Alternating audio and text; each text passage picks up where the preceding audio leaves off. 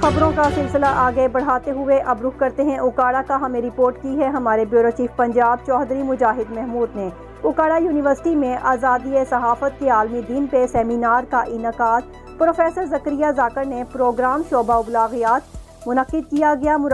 مقررین نے معاشرے کی ترقی میں صحافت کے کردار پہ بحث کی۔ آزادی اظہار رائے سے معاشرہ مضبوط ہوتا ہے۔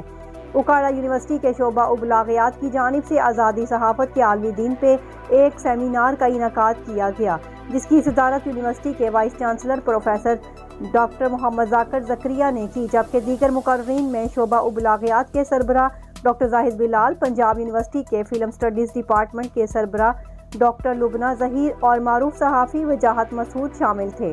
مقررین نے پاکستان میں آزادی صحافت کی موجودہ صورتحال پر بحث کی اور اس بات پہ اتفاق رائے کیا کہ کوئی بھی معاشرہ تب تک ترقی نہیں کر سکتا جب تک اس کی صحافت ہر طرح کے پریشر اور پابندیوں سے آزاد نہ ہو۔ معاشرتی ترقی میں صحافت کے کردار پہ بات کرتے ہوئے پروفیسر زکریا نے کہا کہ معاشرتی ترقی افراد کی معلومات تک رسائی اور آزادی اظہار رائے سے منسلک ہے۔ اگر ہم نے معاشرے سے غربت اور جہالت ختم کرنی ہے تو ہماری صحافت کو کردار ضمن میں کلیدی ہوگا۔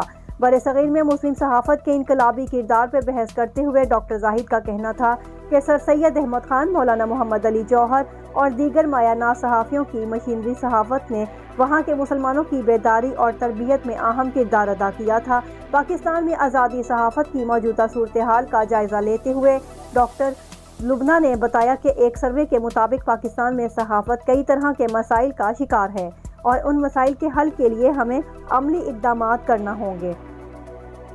وجاہت مسعود کا کہنا تھا کہ ہمیں اپنے ماضی کو سامنے رکھتے ہوئے اپنے حال کی منصوبہ بندی کرنی چاہیے اور معاشرے کی تعمیر و ترقی میں صحافت کے مثبت کردار کو یقینی بنانے کے لیے کام کرنا چاہیے۔